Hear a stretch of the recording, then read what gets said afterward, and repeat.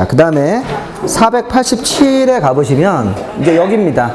사업의 착수단계입니다. 자, 우리가 편의상 여기를 준비 단계, 구역 정하고 개발 계획으로 지시하고 시행자까지 정해주는 걸 우리 준비 단계라고 하고, 실시 계획이 2단계, 이제 설계도, 공사 계획을 만드는 단계, 실제 공사를 하는 단계, 이렇게. 그래서 이제 그럼 보면 이제 중요한 거는 사업 시행자가 어떤 경우는 수용을 택하고 어떤 경우는 전부 환지 방식을 택하고 어떤 경우는 혼용을 택하느냐, 이렇게 기준이 있습니다. 자, 거기 시험 문제 한번 나왔는데 거기 교재 보시면 487에 맨 위에 보시면 사업 시행 방식. 자, 도시개발 사업은 시행자가 토지 등을 수용 사용하는 방식이나 아니면 환지 방식 또는 혼용 방식으로 할 수 있습니까? 네. 이게 세 가지 방식을 선택할 수 있다는 거예요. 전부 수용을 택하든 전부 환지를 택하든 아니면 뭐 반반 섞어서 혼용을 하든. 네. 근데 이제 여기서 우리가 시행자는 11명으로 해석하셔야 돼요. 네. 왜냐면 조합은 빼야 되니까. 조합은 전부를 환지 방식으로 할 때만 시행자죠. 그러니까 조합은 선택의 여지가 없어요. 조합은 그냥 전부를 환지 방식으로 할 때만 조합 설립이 되는 거니까 그 조합을 뺀 11명 시행자. 그 사람들이 시행자가 되면 그 방식을 선택할 수 있다. 근데 어떤 경우는 수용을 택하고 어떤 경우는 환지를 택하냐. 이게 시험 문제 또 2번 나왔던 겁니다. 그 보면 그 밑에 바로 방식에 그 이렇게 표가 있죠? 그 박스. 자, 계획적인 도시개발 등을 위해서 집단적인 조성. 자, 그 단어. 계획적인 도시개발 등을 위해서 집단적인 조성. 그게 시가지를 조성한다. 이렇게 해석하시면 돼요. 그러니까 집단적으로 시가지를 조성, 공급한다. 이런 말 나오면 수용을 택하는 거예요. 그렇죠? 예, 계획적인 도시개발 등을 위해서 시가지를 집단적으로 조성. 이렇게 해석하는 거예요. 시가지를 이렇게 단기간에 집단적으로 조성을 해서 빨리 공급하고 이런 게 수용 방식을 택하는 거고, 환지를 택하는 기준은 2개가 있죠. 예, 일단 가장 쉬운 게 지역의 지가가 높은 경우. 그 환지 방식의 2번을 먼저 보세요. 지역의 지가가 다른 지역에 비해서 이미 현저하게 높습니까? 네. 지역의 지가가 높으면, 이미 높아져 있으면 그걸 보상을 할 때 일반 시세보다 낮은 감정가액으로 주더라도 돈을 많이 줘야 돼요. 이미 시세가 높아져 있기 때문에. 그러니까 지역의 지가가 높은 경우는 수용이 어려우니까 뭘 택한다는 거예요. 환지를 택해야 되죠.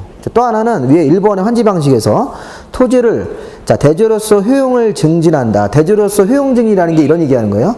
농지나 임야를 시가지 땅으로 바꾼다는 뜻이에요. 그러면 대지로서 효용을 증진하기 위해서 토지를 교환, 분합, 그 말 나왔습니까?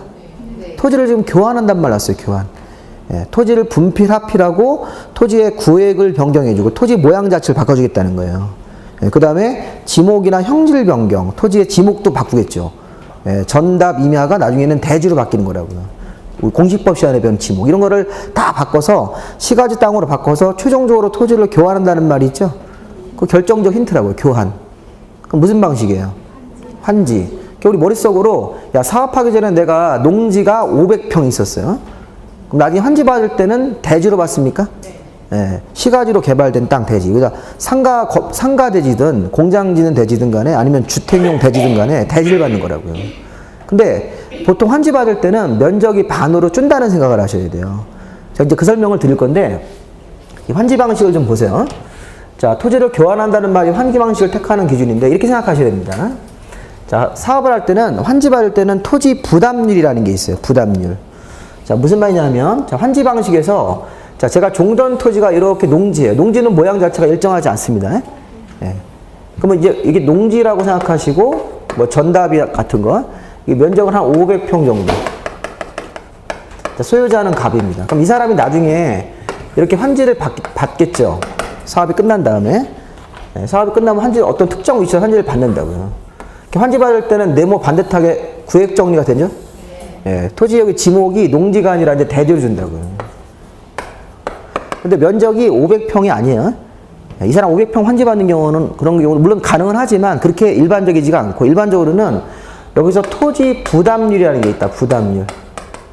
부담률이 50%를 넘지 않는다. 보통 50% 잡으시면 돼요. 그러면 자기 땅의 500평 중에 반은 뭐라는 거예요? 시행자가 가져가겠다는 거예요.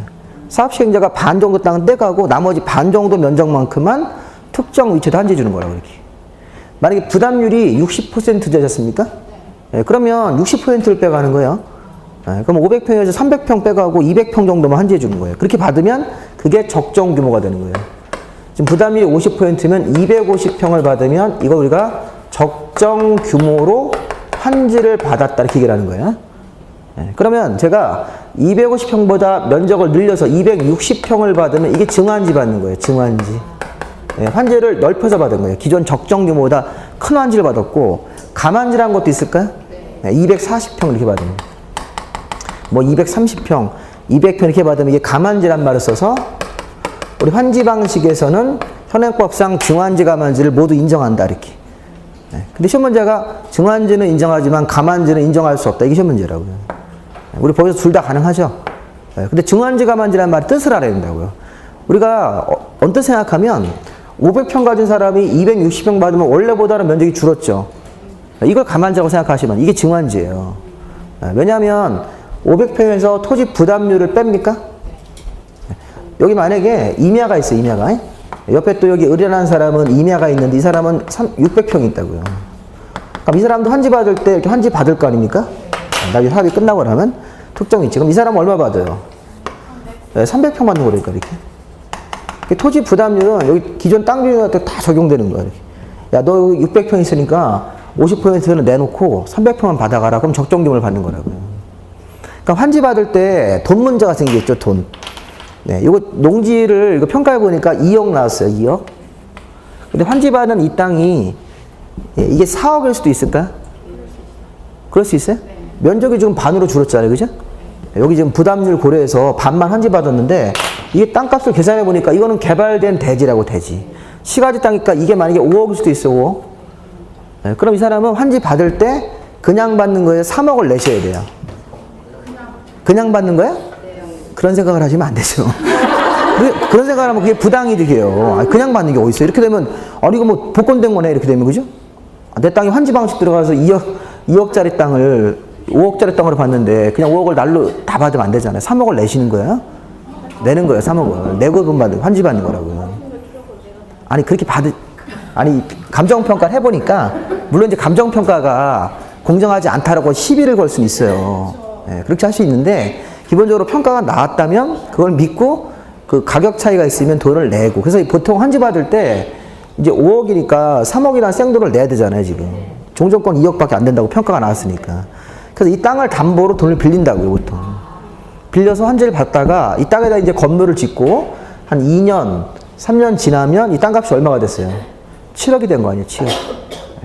그 땅값하고 이제 건물값도 있을 테니까. 그래서 총 가치가 이렇게 올라가서 결국에는 나중에 이제 한 5년 정도 지나면 이게 땅값이 2배가 된 거라고요. 그럼 그때 이제 나중에 팔아서 상환할 수 있습니까? 네, 은행빚을 안고도 이게 결국에는 이익이 된다는 거예요. 환지 방식은 당장은 돈을 내셔야 돼요. 보통 환지 받을 때 종전 땅보다는 환지 받을 때 돈을 뭐 1억, 뭐 2억 내고 받습니다, 이게. 그래서 이제 환지 받을 때도 불만이 많아요, 땅 주인들이.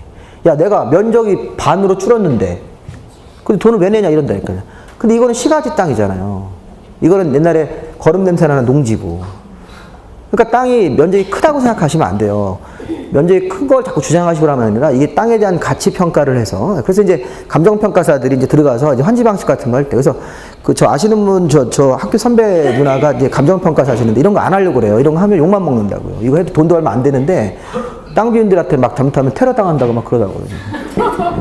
그 막 멱살 잡히고. 이 사람들한테는 굉장히 중요한 거잖아요. 왜 이거를 5억으로 평가했고 왜 2억을 2억 평가했냐. 근거를 대라 막 이러면서 막 뭐 어떤 감정평가사가 뭐 어떻게 조작한 거 아니야. 막 이렇게 막 시비를 걸고 그러니까. 그게 아니잖아요. 법으로 이렇게 정한 거에 따라 평가한 건데. 그런 걸 이제 평가사 하시는 분들이 그런 걸 해주시는 거예요. 그런 거 해주시고 뭐 은행에서 돈 빌릴 때 담보평가도 해주고. 그러니까 요즘에 그래서 이제 은행들도 그 감정평가사를 이렇게 직접 고용해 버립니다. 이게. 그래서 이제 은행 내에 감정평가사가 있는 경우도 있습니다. 이게. 그런 경우도 있어서. 그래서 이 부동산 중개하시는 분들이 또 감정평가를 같이 공부하셔가지고 같이 영업을 하시는 분들 계시더라고요. 그래서 왜냐면 이게 감정평가다 보면 좋은 물건이 많이 나오걸랑요. 이게 시세보다는 굉장히 이렇게 정상적인 그런 상태라면 한 10억 받을 건물이 뭐 이렇게 빚에 이렇게 자꾸 밀려가지고 뭐 경매 나오고 뭐 이렇게 그 경매 나오기 직전에 뭐 한 7억에 나오고 그러면 그거 사뒀다가 나중에 되파는 거죠. 여러분 부동산 할 때 그런 거를 하셔야 돼요. 내가 물건 잡았다가 되파시는 겁니다, 이게.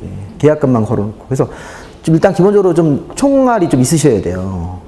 부동산 할 때 현금으로 한 1억 정도는 갖고 계시다가 일단 계약금 몇 천씩은 걸고 며칠 후에 되파는 거라니까요. 그렇게 하시는 거예요. 맨날 전월세만 하실 거예요? 가지고 전월세만 해가지고 한 달에 200만 원 벌었다 해가지고 임차료 빼고 나면 남는 것도 없어요. 인건비도 못 건지니까 그런 식의 자본이득 같은 거 되팔아서 그런 거를 잘 하시는 분들이, 근데 그게 위법행위가 아니라니까요. 위법행위 않게 그거를 잘 할 수 있다고요. 남편 명의로 일단 계약해놨다가 계약금은 이렇게, 그러니까 보통 이제 부부 같이 하시니까 또 자기계약이라고 그래가지고 또, 근데 자기계약이 중개사법에서 좀 허용된다는 말을 제가 들어서 아직은 안 되는데 허용이 될 것처럼, 부동산 자체가, 아니 부동산 중개하는 사람 내가 직접 살 수도 있는 거잖아요. 네. 그 자기계약 자체를 금지를 한다는 것 자체가 약간 좀 맞지 않아서 현행은 자기계약이 안 되는데 조만간에 개정을 한다는 얘기가 있어요. 예전에 그런 공청회도 있었고, 자기가 물건을 잡았다가 퇴파할 수 있는 거지 않습니까? 네. 사실 이제 그게 미등기 전매 약간 그런 거 있어요. 근데 계약 상태이기 때문에, 계약 상태지 않습니까?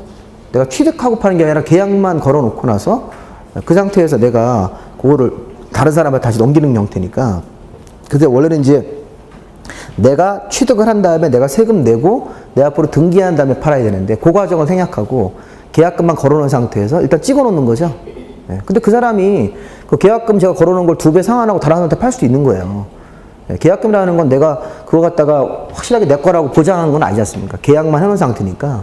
그래서 이제 좋은 물건 나오시면, 자, 어쨌든 우리 환지는 그렇게 하는 건데, 이게 수용하면 어떻게 되는 거예요?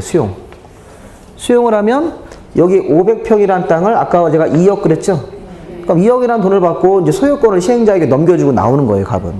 환지받을 권리가 없으니까. 그럼 이제 당장 2억이라는 돈이 생기죠?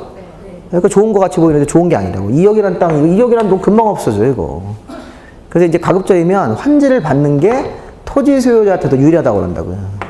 토지에서 유리하고, 수용 방식이라고 하는 것은 이제 기존의 토지, 또 건물 같은 게 있으면 건물을 이제 소유권을 강제로 넘겨야 된다고, 시행자한테. 이런 형식이 수용 방식이다. 그래서 시험 문제에서는 환지 방식 할 때는 이 환지 관련된 용어, 아까 제가 증환지, 감환지. 근데 이런 사람도 있어요. 환지를 안 받겠다, 부지정.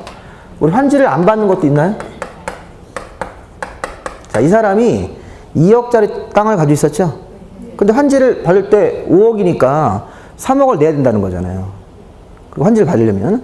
근데 그게 부담되니까 나 환지를 안 받겠다, 종전 토지를 돈으로 그냥 달라 이렇게 신청할 수 있어요? 예, 그러면 환지를 안 해주는 거예요. 예, 그런 경우도 자유의사에 따라서 인정하겠다고. 환지를 반드시 받는 건 아니라는 겁니다. 환지 받기를 거부할 수 있습니까? 예, 나는 그냥 종전 토지 2억 원을 돈으로 달라 이렇게 할 수도 있다는 겁니다. 그리고 이런 것도 있어요. 입체환지라는 게 있습니다. 입체환지. 그럼 제가 하고 있는 거는 환지 방식 할 때 나오는 환지에 여러 가지 경우가 있다는 거예요. 자, 입체적으로 환지한다. 이게 올해 시험 문제라고요. 입체환지. 입체환지는 뭐냐면, 종전에 땅이 있으면 원래 땅으로 환지 받습니까?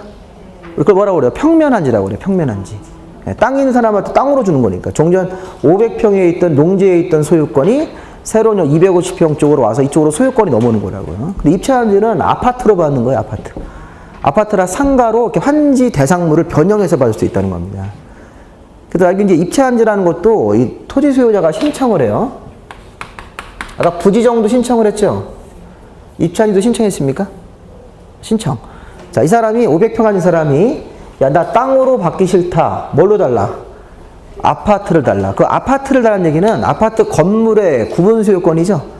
내가 아파트, 그럼 입체환지를 신청을 하면 나중에 입체한정 아파트를 따로 지셔야 돼요, 시행자가. 입체한정 아파트는 아니면 상가를 받는 거예요, 상가.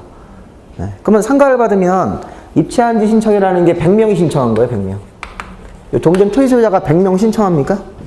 그럴 수 있지 않습니까? 네. 그러면 입체한정 아파트를 예를 들어서 120개를 주는 거예요, 120개. 그러면 거기 입체한지를 이렇게 하시면 아파트를 배정을 해주고, 또 금전적 차이가 있으면 그거를 정산을 해요. 네. 그리고 나머지 20개가 남으면 그거는 나중에 외부인들한테 팔아먹는 거예요. 그래서 입체한지라는 게 신청이 들어오면 나중에 사업시행자가 이렇게 환지를 해주면서 입체한지용 아파트를 따로 지셔야 돼요. 그래서 우리가 알 것은 적정 규모로 환지를 받는 걸 원칙으로 하면서 면적을 늘려받을 수 있습니까? 260으로 면적을 줄여서 할 수 있겠죠? 아까 여기 이건 뭐 다른 케이스니까. 뭐 예를 들어서 뭐 240 같은 걸 받으면 무슨 환지 받은 거예요? 감환지. 우리 현행법에는 부지정 신청도 할 수 있어요? 환지 안 받겠다고? 그 다음에 아파트로 달라 또는 상가, 아파트나 상가의 그 개별 호수를 달라. 그러면 권리가 입체적으로 들어가는 거라고요. 땅만 있던 사람이 아파트를 받으면 아파트 건물 부분하고 땅 지분을 받게 되기 때문에 입체적으로 지금 권리가 들어간 거라고요. 그러니까 입체한지. 그래서 이게 원래 첫 문제예요. 평면한지 입체한지를 이렇게 박스만 들어놓고 거기다 집어넣으라는 거예요. 무슨 단어가 들어가야 되는지. 토지 소유권자가 새로운 토지를 받으면 무슨 한지 되는 겁니까? 평면한지인데 토지 가진 사람이 나중에 건축물의 일부와 토지 공유 지분을 받습니까? 그 입체한지예요. 건축물의 일부, 아파트, 건물의 일부와 토지 공유 지분, 입체적으로 받았다. 그리고 하나 더, 환지를 안 받는 게 뭐라고 그래요? 채비지, 아까 부지정도 있었는데 채비지 보류지라는 토지도 있어요. 자, 채비지 보류지. 이거는 개인들한테 환지하지 않고 따로 빼내서 시행자가 이렇게 별도로 가져가요. 아까 제가 500평이 있으면 여기서 반만 환지받았죠, 이렇게? 예, 부담률이 50%니까. 그러면 전체 땅 중에서 여기서 250 빼가고 여기 임야도 600평이면 300을 빼갔잖아요. 예, 나머지 해당되는 거 300만큼 환지가 들어갔잖아요, 이렇게. 그럼 그 나머지 거 250하고 300 빼간 거에다가 채비지 보류지라는 걸 편성한다고, 편성. 채비지가 뭐 하는 거냐면, 채비지는 나중에 시행자가 가져가서 시행자가 이거를 나중에 외부인들한테 팔아먹는 거예요. 매각을 한다고요. 왜? 공사 비용에 충당해야 되기 때문에. 자, 우리가 채비지란 땅에다가도 아파트를 짓는다는 거예요. 아까 제가 입체환지라는 거에도 아파트 졌었죠? 우리가 지금 머릿속으로 생각할 때 사업이 끝나면 입체환지용 아파트가 있다. 채비지용 아파트가 있는 거예요. 근데 그 아파트를 받는 사람이 틀려요. 아까 입체환지는 누가 받아야 돼요? 종전 토지 소유자가 입체환지 달라고 신청했죠? 그럼 종전 땅 주인들한테 주고 남는 거는 외부인들한테 일반 분양. 남는 게 있으면. 근데 채비지 땅은 처음부터 뭐예요? 일반인들한테 토지를 팔기 위해서. 그래서 채비지 위에도 땅 자체를 팔 수도 있지만 아파트를 져서 그것도 외부인들한테 팔아요. 외부인들한테 분양을 한다고요.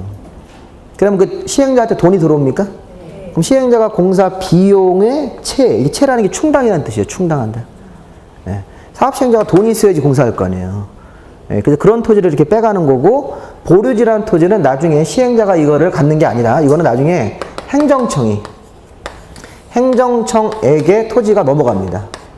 자, 여기다 뭐 만들으라고? 자, 우리 기반시설, 도로라든가 공원, 주차장 같은 이런 기반시설 같은 거 만들기 위해서, 기반시설. 우리 시가지가 개발되면 기반시설이 필요합니까? 네, 관공서 부지도 만들어줘야 되고, 도로도 깔아야 되고, 공원도 만들어야 되고, 공용주차장, 이런 거 필요하지 않습니까? 체육시설도 만들어야 되고. 그러니까 이런 토지가 필요하기 때문에, 그럼 결론적으로 뭐냐면, 특정 개인이 500평 농지가 있었는데 자기 땅 환지 얼마 받아요? 예, 250평 정도만 받고 나머지 250평은 시행자에게 넘겨줘야 되는 거죠. 예, 넘겨주면서 이 땅의 지목은 뭐로 바꿔주는 거예요? 대지로. 예, 이렇게 바꾸면서 금전적인 차이는 정리를 해주고 나중에 이렇게 250평 같은 거 빼가고 여기 임야 같은 거 300평 이런 것들 다 빼가서 이런 채비지 보류지라는 걸 편성을 해가지고 이런 토지를 구성할 수 있다, 이렇게. 예, 개인들은 이런 형태로 환지를 받고, 이게 환지 방식에서 제일 중요한 용어들이라고요. 이런 것들만 기본적으로 좀 보시면 되겠고, 그 수용 방식을 하실 때는, 그 아까 보세요. 그 487에 수용 방식 할 때는, 자, 거기 사업 시행자가 그 수용의 주체, 자, 여기서도 시행자가 그 11명 시행자로 해석해야 되겠죠? 아까 누구는 빼야 돼요? 조합은. 사업 시행자가 사업에 필요한 토지 등을 수용하거나 사용할 수 있습니까? 그렇죠? 수용, 소유권을 빼앗는다. 사용은 남의 용의권을 강제로 뺏을 수 있다는 거예요. 그럼 이렇게 수용, 사용은 강제로 권리를 뺏는 방식이에요. 보상금 주고. 그러면 이렇게 수용 방식은 앞에 시행자가 몇 명만? 11명만. 조합은 빼야 되니까. 조합은 전부 환지 방식이니까. 자, 이때 제가 아까 민간이 수용할 때는 동의가 필요합니까? 그거. 거기 보면 이제 양가름의 수용 요건에 다음에 해당하는 시행자가 1번부터 6번까지 쭉 나오죠. 이분들이 민간이에요, 민간. 여기 번호가 1, 2, 3, 4, 5, 6, 5 써 있는데, 아까 우리 저 앞에서 12명 시행자 배울 때 그쪽 시행자 번호로 불러드릴게요, 제가. 토지 소유자가 5번 시행자예요. 옆에다 5번 시행자 이렇게 쓰시면 되겠다, 5번. 자, 수도권 외의적으로 이전하는 법인은 7번 시행자죠. 자, 6번은 왜 건너뛰었어요? 조합이니까. 자, 487에 그 맨 밑에 토지 소유자가 아까 우리 시행자 번호 5번입니까? 그렇죠? 밑에 이전 법인은 7번. 주택법상 등록사업자, 그게 8번 시행자. 토목공사업 면허를 가진 자는 9번. 그 다음에 자기관리 부동산 투자회사, 이런 것들이 아까 그 11번, 아까 이게 이제 11번 시행자죠. 여기 10번 시행자가 하나 빠졌네요. 아까 원래는 부동산 개발업자도 들어가셔야 돼요. 부동산 개발업자 들어가고, 뭐 자기관리 부동산 투자회사, 공동출자업이라는 12번 시행자. 이렇게 딱 보면, 요거를 우리가 뭐라고 그래요? 민간 시행자입니까? 네, 민간 시행자가 수용 방식으로 사업을 하려면 그 박스 위에 면적, 전체 사업하는 면적의 3분의 2 이상 토지를 소유하고, 토지 소유자 총수 2분의 1 동일한 말이 있죠? 네, 근데 그런 거 생각하지 마세요. 뭐 면적 3분의 2, 토지 소유자 총수 2분의 1 이런 거 생각하지 마시고, 그냥 동의에 동의. 네, 그럼 시험 문제는 이 숫자를 물어보는 것보다는 지방공사가 수용할 때, 토지공사가 수용할 때는 동의 필요해요, 안 필요해요? 안 필요한 거예요? 네, 여기 지금 민간인들이 수용할 때만.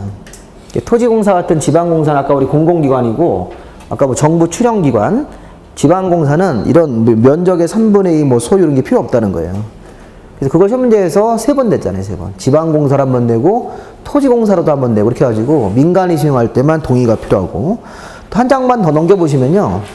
뒤에 토지 상환 채권이라는 게 있어요. 자, 채권. 자, 공법에서 채권이라는 건 이렇게 종이를 써서, 자, 원래 수용을 하고 나면 뭘로 줘야 돼요?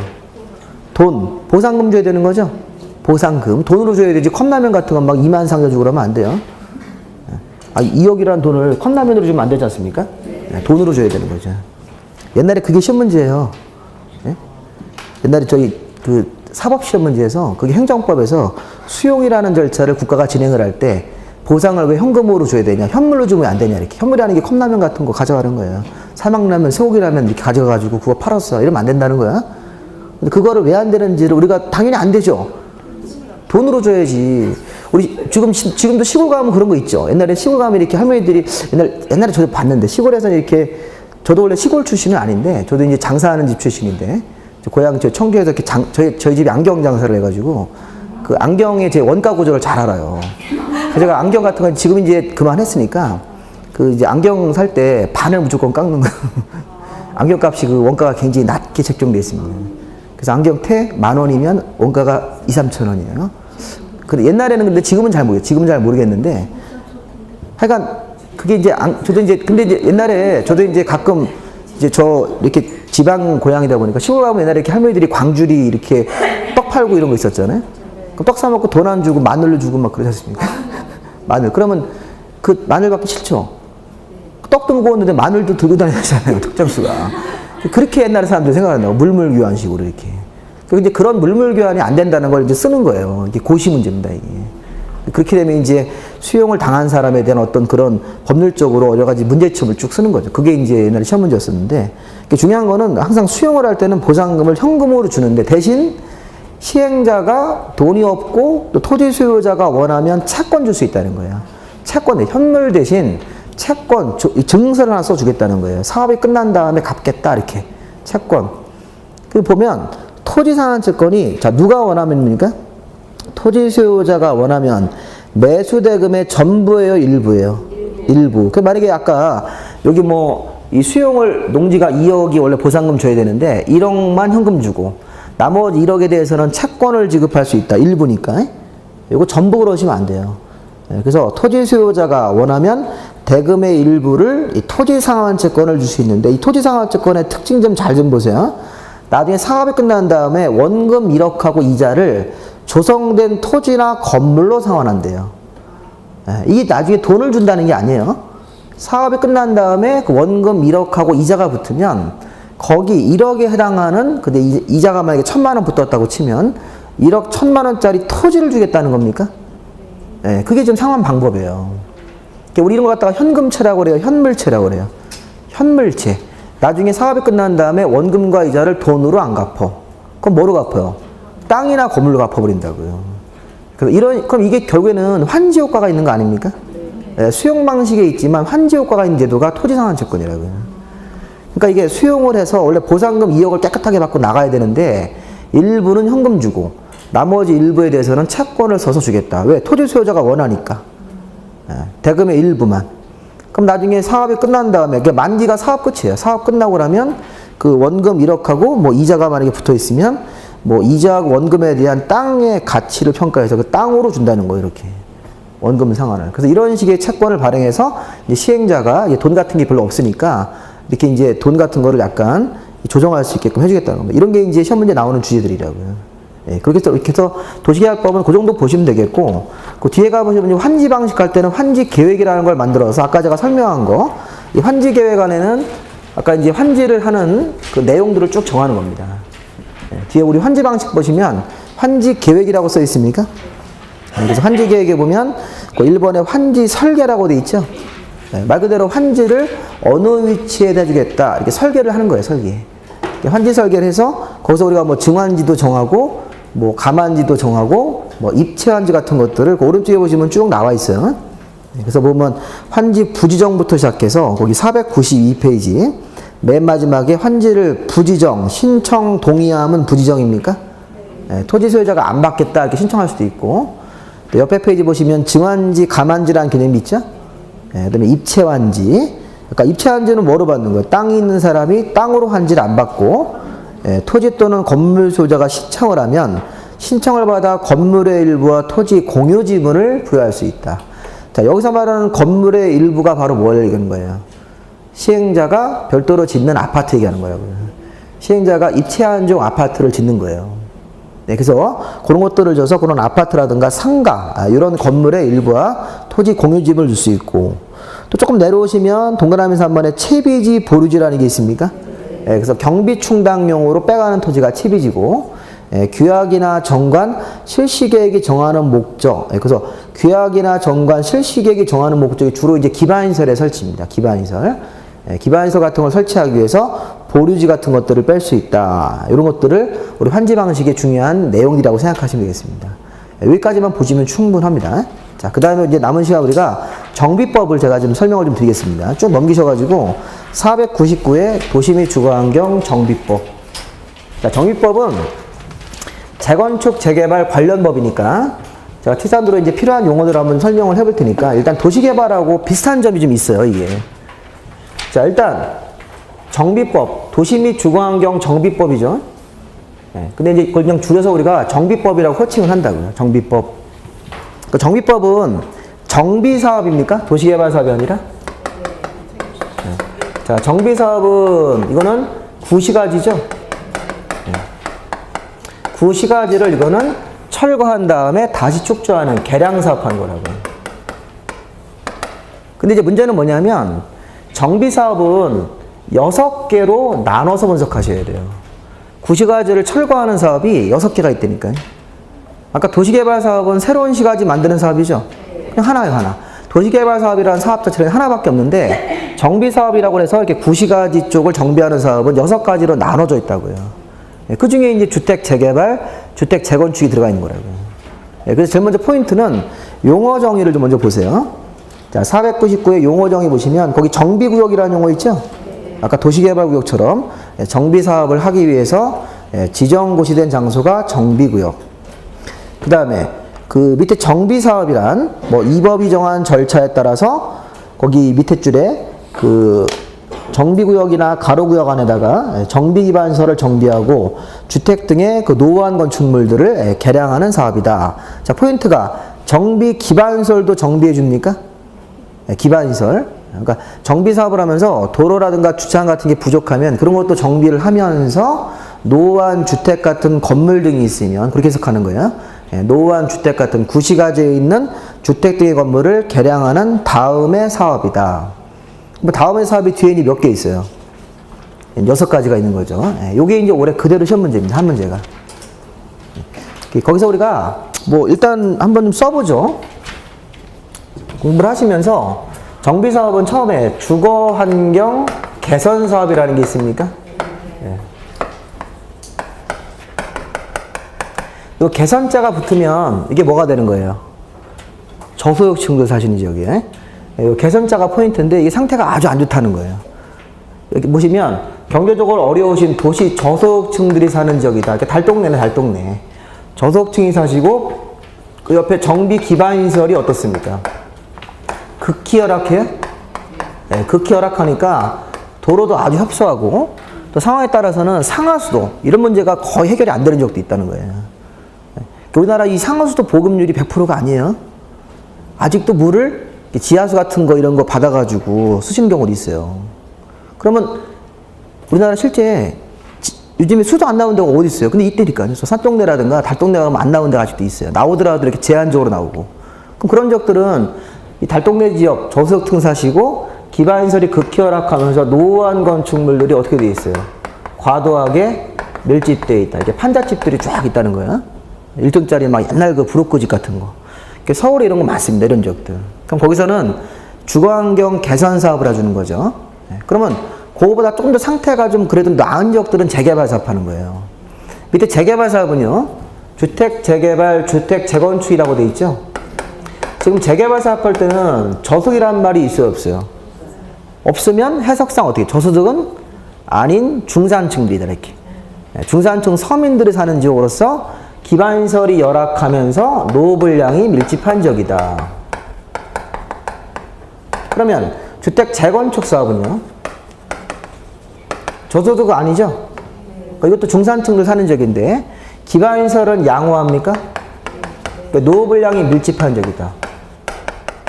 그러면 재개발 재건축의 차이점은 노후한 주택 등을 철거하고 다시 철거하고 새로 개장 사업을 해주는데 새로 주택 사업 해주는 건데 기반시설을 같이 하면 재개발이죠. 기반시설이 열악하니까 기반시설인 도로라든가 상하수도 공원을 같이 만들면서 노후한 주택을 작업하면 재개발 기능을 한 거고 기반시설은 양호합니까? 기반시설 도로 같은 것들은 주변에 양호하기 때문에 건드리지 않고 노후한 주택만 작업하면 재건축이다. 그렇게 얘기를 하는 거예요. 그리고 앞에 사는 사람들은 서민이에요? 아니, 서민들 봐야겠죠?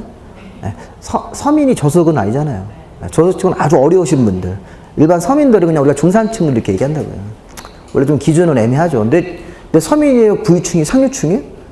전 저소득층이죠. 그건 자기 기준에 따라 틀리긴 한데 그냥 일반적으로는 그래서 우리가 달동네 쪽 이런 데서는 저소득층 사시고 기반시설이 극히 열악하고 이런 지역들은 주거환경 개선 사업이라는 걸 해서 이제 싹 다 그 집을 철거하고 이제 도로 같은 거 상하수도 만들어주고 가스 건설해주면서 거기다가 보세요. 주로 아파트를 짓는데 소형 임대 아파트를 많이 짓는 거예요. 저소득층들이 다시 또 이렇게 입주를 해야 되니까. 그러니까 이런 데 가보면 이렇게 뭐 15평짜리 임대 아파트 이런 거 있죠? 그리고 이제 분양평수를 짓더라도 주로 이제 24평대를 짓는다고요. 그러니까 주로 이제 뭐 임대 아파트 반 짓고 뭐 분양 또 소형 평수를 짓는데 이런 데는 우리 부동산 쪽에서 좀 이렇게 보면 좀 별로 안 좋죠. 임대 아파트는 부동산이 할 게 없어요. 이제 뭐 시에서 이렇게 운영하는 시형 아파트 뭐 이런 거 많으니까. 근데 이런 재건축 재개발하면 우리가 많이 생기죠. 사업할 물량들이. 우리가 이런 재개발 사업을 하면요. 일단 이주를 해야 됩니다. 사람들이. 이주하려고 그러면 이주 수요가 있죠. 그럼 다 그거 가가지고 우리가 해야 되잖아요. 또 새로 입주하죠. 새로 입주하면 거기서 이제 전월세 같은 게 막 나온다고요. 아파트가 이제 기존 세대가 1000세대가 있었는데 뭐 단독주택이든 기존 아파트든 간에 이런 재건축 재개발해서 뭐 재개발해가지고 1000세대가 2000세대가 되는 거라고요. 그러면 새로 이렇게 1000세대가 더 추가적으로 생기는 거죠. 그럼 그 사람들이 이렇게 투자 목적으로 사신 분들은 그걸 세를 놓는다고요. 전월세. 그래서 이제 가끔 보면 부동산 하실 때 이렇게 재개발 쪽만 이렇게 왔다 갔다 하신 분들도 있어요. 재개발 새로 입주하는 데 가가지고 그 상가를 얻어서. 그래서 이게 그 예전에 어떤 저기 분이 자기 집에 부동산 자격증이 4개가 있어요. 엄마, 아빠도 계시고, 딸도 있고, 또 누구 또 친척 중에 하나 있고, 넷이 있는 거 부동산 자격증이. 같이 팀으로 다니는 겁니다, 이렇게. 걔는 재개발 때 가가지고 4개가 한 번에 부동산을 다 여는 거예요, 이렇게. 상가 4개로 넣어가지고. 그럼 거기서 4개 부동산이니까 웬만한 건 다 거기서 할 거 아니에요. 싹쓸이 하는 거죠, 이렇게. 서로 모르는 척 하고. 어디 가든 간에 다, 이런 데면 다 한 팀이 되니까요. 엄마, 아빠. 이렇게 해가지고, 사촌 해가지고 이렇게 해가지고. 그 5개 있으면 더 좋죠. 5개 쫙 상가 들어가가지고. 그래서 이게 3개월만 작업하고 빠지는 거예요. 3개월. 이렇게 이제 부동산 하시면 더 효율적이죠. 그렇게 되면 그 상가주가 3개월도 해줘요, 월세를. 원래 상가라는 게 뭐 1년 단위로 계약하고 이러셨습니까? 전월세 같은 거, 월세를. 근데 이런 거는 이제 부동산으로 들어오시면 6개월이나 3개월 단위로도 해줘요, 부동산은. 대신 이제 세를 이제 많이 내셔야죠. 세를 내고도 거기 뭐 전월세를 해서 만약에 500세대가 재건축이 됐다. 그래서 많이 나오지 않습니까? 그럼 이런 거면 이제 상가 이렇게 보통 500세대면 앞에 상가 한 4개 들어가니까 한 개는 이렇게 좀 편의점 같게 들어가야 되고 나머지 부동산 3개 이렇게 있으면 일단 처음에 부동산도 하는 거예요. 한 다음에 나중에 이제 뭐 빵집으로 이렇게 부동산 빠질 때는 이제 빵집한테 권리금 받고 빠지고 그렇게 해야 되겠죠? 네. 조금 생각해 보면 이렇게 뭐 할 일이 많이 있어요. 부동산 하시는 분들은 이제 그런 거를, 그거는 실무적인 이런 얘기는 이게 부동산에서 6개월만 해보시면 알아요. 6개월만 해보면 다 압니다, 이런 거는. 이거 이제 우리 현실에서 많이 있는 일이니까. 이건 뭐 새로운 정보가 아니잖아요. 전혀 모르셨어요, 이런 것들이. 그만큼 이게 집에서 부동산에 대해서 이제 아직 경험을 안 하셔서 그런데, 저도 잘은 모르는데 이런 거를 많이 하세요. 들은 얘기로는 얘들 부동산 할 때도 뭐 이런 식으로 대부분 하시더라고요. 그래서 이제 메뚜기죠, 메뚜기. 여기 재개발 끝나고 그러면 또 딴 데 가서 또 이렇게 입주하고, 꼭 여기 광주에 살 필요 없잖아요. 또 딴 데 가서 이렇게 할 수도 있는 거니까. 그렇게 팀으로 다니시는 경우도 있고. 그 다음에 이제 여기 도시환경 정비 사업이라는 게 있는데, 자, 요거는 지금 포인트가 뭐냐면 상업지역이나 공업지역 이렇게. 자, 상업지역이나 공업지역에 대해서 기능을 회복하는 사업이다. 가만히 보면 요거 주거환경 개선이죠? 낡은 달동네 주택들. 요거는 서민들이 사는 주택 재개발, 또 서민들이 사는 주택 재건축이니까 주로 철거 대상이 주로 주택이라고요. 근데 요건 지금 도시자로 시작하는 정비사업은 상업지역, 공업지역이니까 얘는 주로 뭐겠어요? 상가나 공장이겠죠? 그러니까 우리가 바깥에 나가보면 낡은 재래시장이 있어요? 네, 거기서는 주택 재개발 그러면 안 된다고요. 주택 대상이 아니잖아요. 그때는 도시환경 정비, 네, 상업지역에 대해서. 또 낡은 공장 같은 게 있다. 공장도 재개발하죠. 네, 그렇게 들어가는 겁니다. 그리고 하나 좀 이런 것 좀 알아주셔야 됩니다. 이렇게 네 가지 사업을 먼저 보시는데, 저소득층이 살 때는 이따가 이 사업 시행, 이걸 시행자라고 그래요. 시행자? 시행자라는 개념이 나와야 된다고요. 여기서 조합을 만드는 게 아니라 이런 재개발 사업이나 재건축 사업은 조합을 만들어서 조합이 시행자가 되는 거예요. 자, 시행자가 뭔지 아시겠어요? 아, 이 사업을 돈 주고 시키는 사람. 네. 아까 우리 도시개발 사업은 12명 시행자가 있었습니까? 여기도 조합이라는 게 있었잖아요. 네. 그런 것처럼 여기서는 12명 중에서 사업 사람을 정하고, 아까 조합이 전부를 환지 방식으로 할 때 조합 같은 게 시행자로 들어왔죠? 네. 근데 이게 정비 사업이 전부 환지 방식하고 유사하다고요. 네. 우리가 재개발 사업은 기존에 낡은 주택이 있습니까? 그럼 주택 소유자들이 조합이라는 걸 만드는 거야. 만들어서 기존 주택을 싹 다 철거하고 그 자리에다가 새로 주택을 짓죠, 아파트를. 근데 아파트 하나씩 받아가죠. 그러면 낡은 주택을 새 주택으로 받는 거잖아요. 주택을 주택으로 교환받는 사업이라고요. 사업 전체가 다 그거예요. 그럼 이게 전부 환지 방식하고 공통점이 뭐예요? 네, 이거 공통점이 전체 땅 자체를 그 땅 주인들이 받아가는 방식, 그러니까 땅을 땅으로 교환하는 거죠. 전부 환지 방식이라면. 네, 그러면 이게 대상 자체가 이건 땅이고 이거는 뭐라는 거예요? 주택이라는 얘기잖아요. 그 차이밖에 없는 거라고요. 네, 잘 생각해보면 전부 환지 방식과 유사한 방식이 그게 재개발 재건축 사업이라고요. 그래서 그게 전부 환지가, 대신 땅은 아니지. 도시개발 사업은 땅을, 농지라는 땅을 새로운 시가지 땅으로 바꿔주는 그런 대상 자체가 땅을 땅으로 교환하는 사업이고, 요거는 낡은 주택이 새로운 주택으로 교환되는 겁니까? 네. 그리고 또 금전적 차이가 있으면 아까 우리 환지할 때도 이렇게 청산금 내듯이 이것도 청산금 내셔야 된다고요. 새 아파트 가격이 더 비쌀 테니까 돈을 내고 새 주택을 받는 거다. 그러니까 본질이 같은 거예요.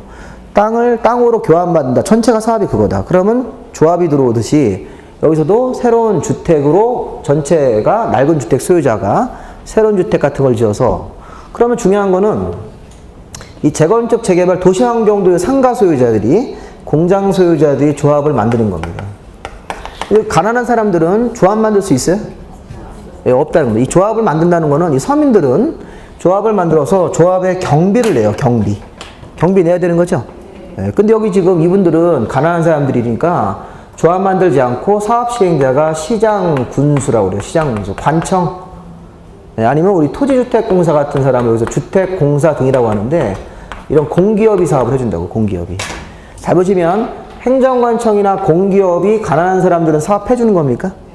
네, 이 시장군수 같은 분들이 들어가서 그 기존 건물을 싹 다 철거하고 새 아파트를 짓고 임대 아파트 같은 걸 지어서 거기다 다시 입주를 시키는 거라고, 이렇게. 그러니까 조합 만들어서 스스로 못한다는 거예요. 이게 가장 중요한 포인트예요. 네, 그래서 여기서는 저소득이고, 저소득이 아니죠. 네, 중산층 서민들은 뭘 만들어서?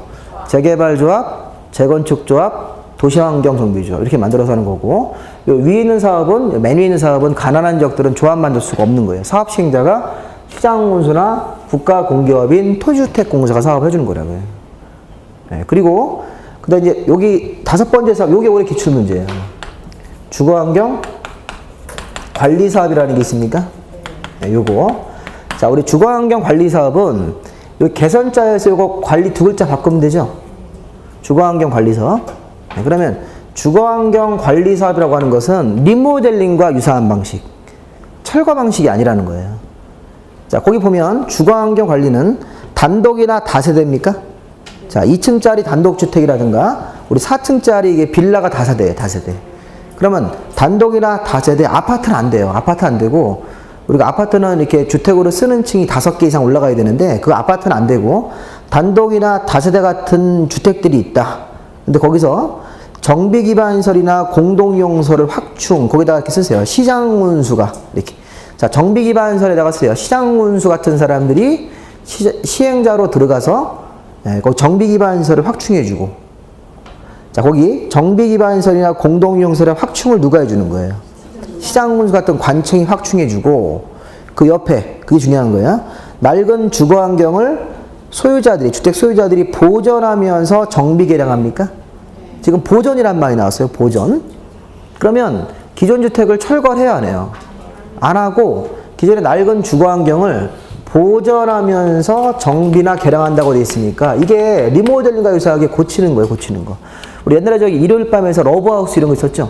러브하우스가 철거하지 않잖아요. 근데 그 당시 이렇게 뭐 낡은 집 하나, 형편이 어려운 사람들 하나 골라가지고 그때 막 그 신동엽 그때 막 이미지 되게 좋았지 않습니까? 그때 건축사가 누구예요? 그때 건축사가 가지고 이 집 이거 어려운데 막 안 될 것 같은데 막 이러면서 막 쇼를 하고 있잖아요. 그게 지금 이창하라는 분 구속돼 있잖아요, 지금. 그때 TV에서 이제 이미지를 만들어서 나가가지고 했는데 지금 뭐 현 정권이랑 무슨 또 비리가 있어가지고 최순실 그 터지기 전에 먼저 들어가 있잖아요.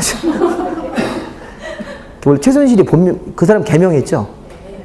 최미 뭔가? 이름이 최미 이렇게 개명돼 있어요. 지금 이제 재판받을 때는 최순실로 안 받는 거예요. 그 옛날 이름이고, 그 이름이 이렇게 좀 촌스럽더라가지고 개명을 하셨잖아요. 이름이 뭐더라? 그게 중요한 게 아니지, 참, 그게. 그 중요한 거는 그 예전에 그 일요일 밤에서 러브하우스처럼 집이 낡으면 지붕에서 비가 새죠? 그럼 그 지붕 자체만 고쳐주는 거라고요. 그리고 이제 기둥 같은 거에 이제 금가 있으면 그런 거 보수해주고, 안에 이렇게 방습 처리. 보통 이제 낡은 집들은 이제 막 곰팡이 슬고, 그거 싹 방습을 해준다고요. 그냥 보일러 연탄에서 고쳐주죠. 가스 같은 거를. 이게 주거환경 관리 사업 하는 거라고요. 그럼 주거환경 관리 사업을 하면 철거가 있어요, 없어요? 없어요. 요 위에 있는 사업들은 다 철거예요, 철거. 여기 마지막에 가로주택 사업도 철거입니다. 근데 이건 이제 소규모 사업이라는 뜻이에요. 가로주택 정비 사업은 정비구역보다 규모가 작은 가로구역이라는 거 안에서, 자, 그 노후암주택 등을 이제 그 철거하고 주거환경을 개선한 방식이니까 그냥 소규모 사업이라고 그냥 이해를 하시면 돼요. 소규모 가로구역 안에서 주거환경을 개선하는 사업이다. 소규모 사업이다. 이렇게. 그러면 나중에 여기 주거환경 관리 사업도 아까 제가 기반시설을 확충해 주는 사람이 누구였습니까? 예, 시장군수. 요거 똑같아요. 시장군수나 주택공사 여기. 주택공사 등이 들어가서 사업을 해주는 건가요? 네, 사업을 해주는 거예요. 이렇게 해주고, 그 다음에 소규모 정비사업인 가로주택 사업도 이건 또 조합 만들어서 이렇게 조합. 여기 가로주택의 주택 소유자들이 조합 만들어서. 그럼 좀 조합 만드는 사업이 몇 개 있습니까? 4개 이렇게. 그 다음에 시장공사나 주택공사 같은 행정청이나 공기업이 사업을 해주는 사업은 2개 이렇게. 네, 이런 거. 네, 그래서 공부하시면서 이제 특징을 잘 잡으셔야 돼요. 자, 개선자가 나오면 누구 사는데요? 저소득. 달동네죠? 네. 주거환경에서는 저소득층이 살고 기반시설이 극히 열악한 동네. 자, 재개발 그러면 기반시설이 열악입니까? 네, 노후불량 밀집. 재건축 사업은 기반시설은 양호하면서 노후불량한 주택만 작업하는데. 그리고 자, 도시환경 사업이면 상업지역, 공업적이죠? 네, 상가나 공장 쪽 정비사업 하는 거니까. 자, 주거환경 관리 사업은 보전하는 방식인가요? 네, 보전하면서 이렇게 고치는 방식이다. 철거하죠. 그래서 사업기간이 제일 짧은 게 주거환경 관리 사업이에요. 고치죠? 그럼 3개월만 나가 있으면 돼요. 3개월만 어디 갔다가 들어오면 새 집으로 싹 바뀌어 있다는 거예요. 대신 이제 이게 단점이 뭐냐면 주거환경 관리 사업을 하면 원래 집 소유자들이 짧은 기간 안에 이제 새로운 집에 들어가지 않습니까? 고쳐진 집에. 대신 이게 근데 단점은 아까 재개발 사업을 하면 낡은 주택 1000개를 철거하고 나서 2000개를 집을 진다고요, 아파트로. 근데 이거는 주택수가 늘어나지 않죠. 주택수가 늘어나지 않으니까 주택 공급량이 없어요. 어떤 특정 땅에서 500개 주택을 주거환경관리사업으로 끝냈다. 그러면 주인들은 좋죠. 주인들은 새집 들어가고 좋은데 이게 주택이 늘어나는 효과는 없다는 거예요. 어떤 특정 장소 안에서. 이거는 2000개로 늘어났죠? 아까 1000개에서. 그러면 이게 1000개가 남으면 원 조합원들이 하나씩 받아가고 1000개가 남는데 거기서 우리가 일반 분양이 나오고 거기서 우리가 주택에 들어갈 수 있는. 우리 그 예비 부부들이 서울 여기도 뭐 그럴 수 있는데 집이 없으면 결혼을 미뤄요. 그러니까 이제 서울에서 결혼을 하려고 이렇게 연인들이 있는데 결혼을 언제 할 거냐 물어보면 집이 좀 나오면 하겠다 이런 사람들도 많아요. 왜냐면 회사에서 이렇게 멀리 떨어지고 불편하니까. 그러면 서울에 집을 구해야 되는데 서울에 마땅한 집이 없는 거예요. 서울 이런 재건축 재개발 사업이 지금 정체되어 있으니까 재건축 재개발 사업을 잘하면 사업하는 기간 동안은 좀 부작용이 있어요. 주민들 막 이주하고 이래야 되기 때문에. 근데 사업이 끝나거나 아파트가 많이 생기죠. 그럼 이 전월세 같은 게 막 나오는 거예요, 물량이. 그러면 우리가 나름대로 적정한 금액에 전월세 집을 쉽게 구할 수가 있다고, 신혼부부들이. 그럼 결혼해가지고 애기도 많이 낳고 그러면 좋은데, 서울에 집이 없는 건 아닌데, 집이 너무 낡았다고요. 그러니까 요즘 젊은 층들이 낡은 집에서 신혼 그 살림 같은 거 옛날에 반자방에 살라고 그러면 하겠어요, 결혼? 차라리 결혼을 안 하지? 그러니까 요즘에는 이제 사람들의 이 수준 자체가 옛날 수준이야. 옛날에는 결혼하면 이렇게 우리 단칸방부터 시작하자 그러지 않습니까? 지금 그렇게 하자고 하면 남자가 그러면 싸대기 맞죠. 그러니까 이게 사람들의 이제 의식이 많이 바뀌었고, 그러니까 경제가 성장하니까 우리 지금 수준에 맞는 집을 져주려고 하면 서울엔 재개발 사업밖에 없어요. 재개발 사업에 여러 가지 반대가 있어가지고 못하는데, 그러니까 그게 그런 얘기입니다. 이거는 주거환경 관리 사업과 주택 재개발 사업을 이제 고루 잘해야죠, 고루. 이런 것도 해야 되고, 이런 것도 해야 되는데, 현재 서울은 이 주거환경 관리 사업은 하는데, 재개발 건축은 거의 멈춰 있어요. 점점 이제 낡은 집들이 이제 문제가 생기죠. 그래서 그게 이제 또 다음 조건으로 가는 거예요, 이렇게. 지금 이제 시장님 또 다음 조건 가고 이렇게 해서. 근데 이 참 그래도 재개발 사업을 좀, 제가 서울시장님 하면 잘할 수 있는데. 그럼 제가 재개발 사업을 규제를 확 풀어가지고 화끈하게 할 수 있는데, 저를 안 시켜주니까.